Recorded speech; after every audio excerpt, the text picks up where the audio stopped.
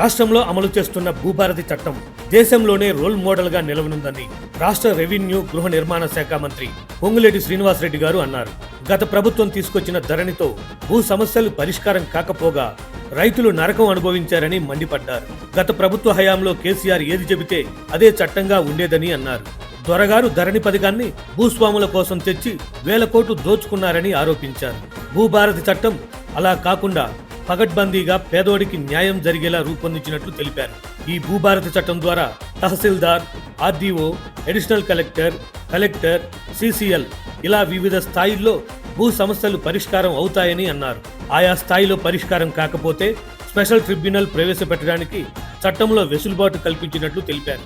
Revenue అధికారులు ఉద్దేశపూర్వకంగా తప్పులు చేస్తే ఈ చట్టం ద్వారా సదరు అధికారిపై చర్యలు తీసుకోవడానికి వీలుంటుందన్నారు. మరోవైపు భూభారతి చట్టం ప్రయోగాత్మక అమలుకు ఎంపిక చేసిన 4 మండలాల్లో ఏప్రిల్ 30వ తేదీతో దరఖాస్తుల స్వీకరణ పూర్తయింది. కామారెడ్డి జిల్లా లింగంపేట, ఖమ్మం జిల్లా నేలకొండపల్లి, ములుగు జిల్లా వెంకటాపూర్, నారాయణపేట జిల్లా మద్దూరు మండలాల్లో ఏప్రిల్ 17 నుంచి ఏప్రిల్ 30వ తేదీ వరకు నిర్వహించిన సదస్సుల్లో రైతుల నుంచి వివిధ సమస్యలపై వేలల్లో దరఖాస్తులు వచ్చాయి. లింగంపేటలో 3700, నేలకొండపల్లిలో 2900, వెంకటాపూర్లో 4555, మద్దూరులో 1341 దరఖాస్తులు అందినట్లు అధికారులు తెలిపారు. లింగంపేటలో అసైన్డ్ భూములు, కొత్త పట్టాదారు పాస్ పుస్తకాలకు సంబంధించి ఎక్కువ దరఖాస్తులు వచ్చాయి.